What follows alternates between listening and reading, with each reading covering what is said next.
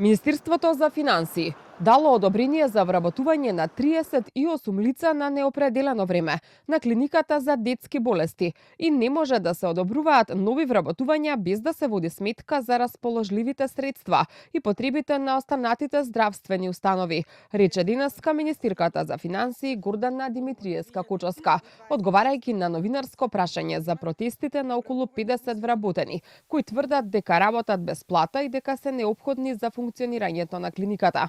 Министерката напомена дека Министерството не одбивало согласности за доктори и медицински персонал, а упати и прашање до директорот на клиниката Реджеп Мемеди како е можно 5 месеци луѓето без договор да одат на работа. Министерството за финансии, во изминатиот период дава согласности согласно расположливите средства кај секоја институција. Минатата година, кога се побарани согласности за договори на дело, во исто време е дадена и согласност за вработување на неопределено на 38 лица. Не станува збор за вработување на доктори и медицински персонал. Во однос на техничкиот персонал мора да се направи усогласување согласно тоа што го има како расположливо од аспект на пари. Буџетот на детска клиника не го дава Министерството за финансии, туку Фондот за здравство.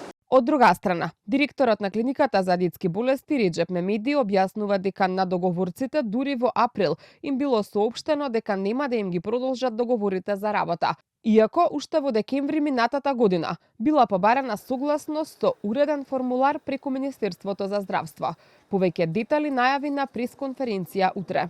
Не е точно дека од овие 50 договорци што протестираат сите се само технички персонал и администрација. Од нив 18 се медицински сестри, 4 лаборанти и 1 биолог. Во однос на прашањето зошто доаѓале на работа, иако имале истечени договори, ние не очекувавме дека нема да добиеме буџет за нивно продолжување и сметавме дека, како и на другите клиники, ќе им биде продолжен договорот, а плати ќе добијат ретроградно.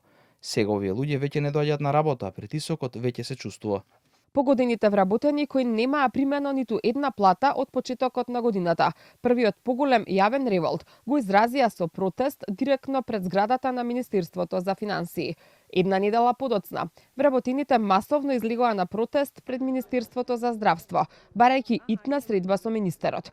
Иако министерот за здравство ги прими вработените на средба, состанокот не донесе конкретно решение за нивниот неколкумесечен проблем.